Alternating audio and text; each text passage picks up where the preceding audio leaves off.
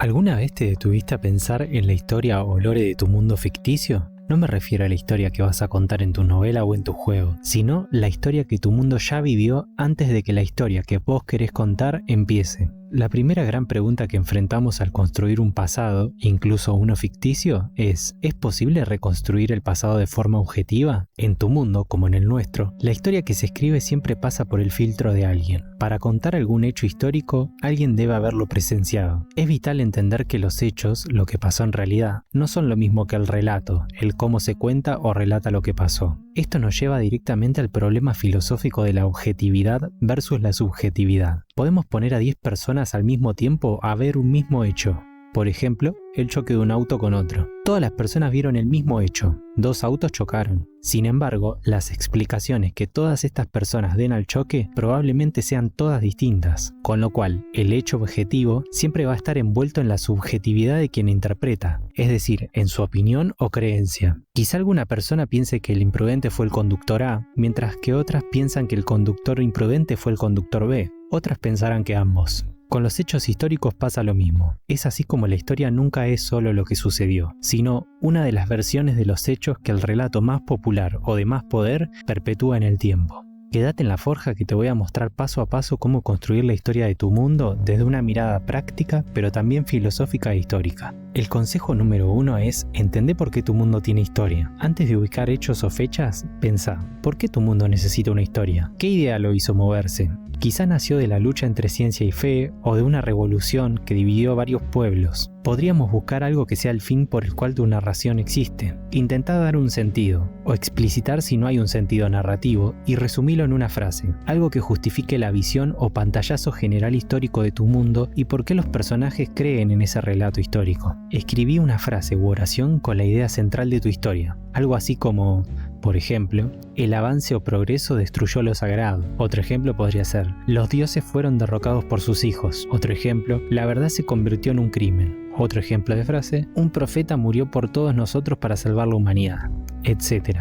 Esa idea es el motor invisible de todo lo que viene después. En base a esta idea general se pueden construir las tensiones de tu historia. ¿Quiénes son los privilegiados y afectados? ¿Quiénes piensan de una manera, según sus circunstancias de vida? ¿Y quiénes piensan de otra manera? Como siempre digo, al menos comenzá por algo. No tiene que ser definitivo, pero puede llevarte hacia donde estabas buscando llegar. Por otro lado, pregúntate: ¿tu historia es una historia única o historia con mayúscula, con un propósito único, o es un mosaico de historias locales y fragmentadas que están dispersas? Este es el problema filosófico de la unidad versus fragmentación. En parte te puede ayudar al momento de decidir desde qué fuentes va a originarse la explicación histórica de tu mundo. También a decidir si tu mundo sigue un destino lineal y predeterminado, por ejemplo, el ascenso inevitable del bien o del mal, o si en cambio la vida se construye a partir de eventos y culturas que chocan entre sí sin una dirección específica.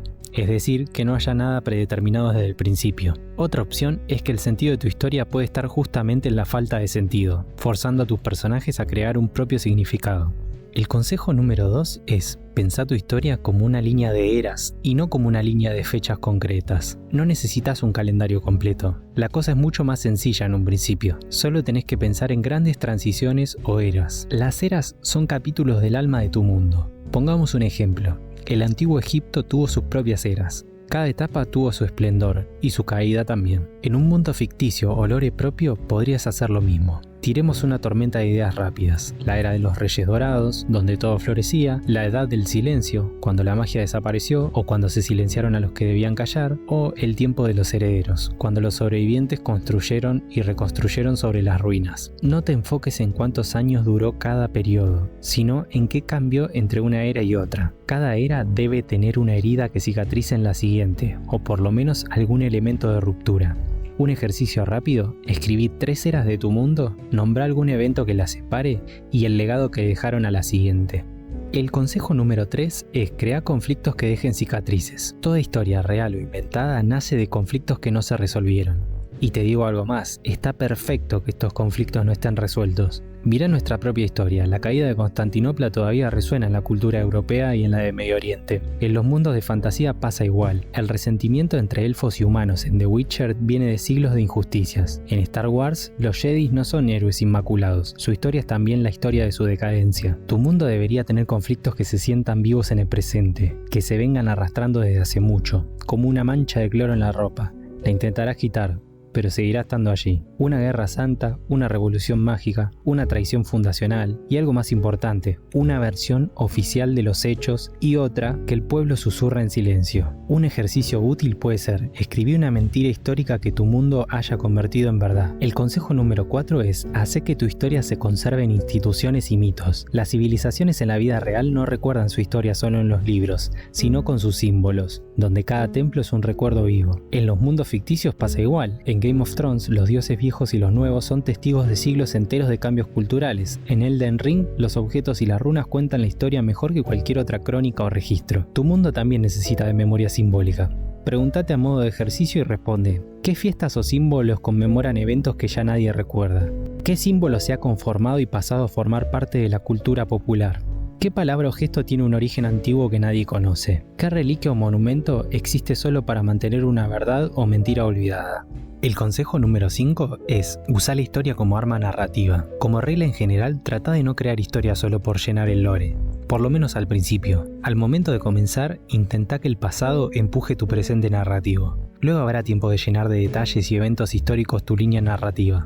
En Fullmetal Alchemist, la historia oculta del país no es solo trasfondo, sino que es el motor de la trama, y en la vida real podés verlo de la misma manera. Cada revolución o conflicto moderno tiene raíces profundas en decisiones tomadas siglos atrás. Hace que tus personajes sean herederos de esa historia, aunque no lo sepan, que carguen con mitos, con prejuicios, con leyendas que los condicionan. La historia debe sentirse como una sombra larga que nunca deja en paz al presente. La historia es lo que el poder recuerda, en cambio las historias son lo que el poder intenta olvidar. Con esta frase pasamos al consejo número 6. La historia de tu mundo debe tener memoria, pero también olvido. No hay historia sin silencios y omisiones. Una persona cuando cuenta una historia quizás comentará los detalles que le resulten más llamativos y omitirá los que no tanto. Los detalles que se omiten podrían ser protagonistas de una historia que narra los mismos hechos, pero desde una perspectiva diferente. Digámoslo en palabras de Foucault. Foucault hablaba de las historias subyugadas o saberes sometidos, que son las versiones del pasado que fueron silenciadas por el poder. Para él, la historia con mayúscula es el relato institucionalizado,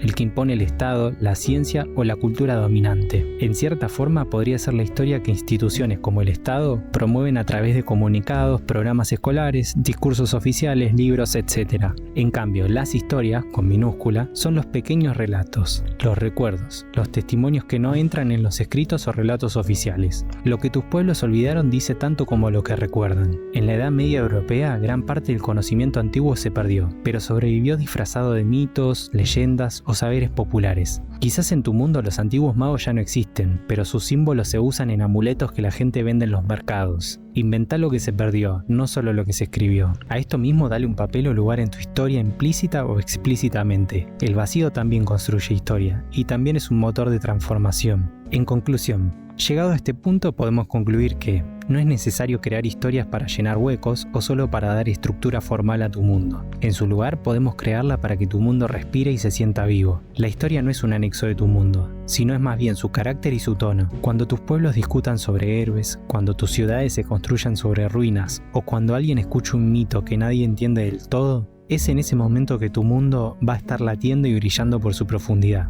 Espero que te haya servido de algo. Suscríbete, regalame un like, compartida y unite al Discord. Un abrazo grande.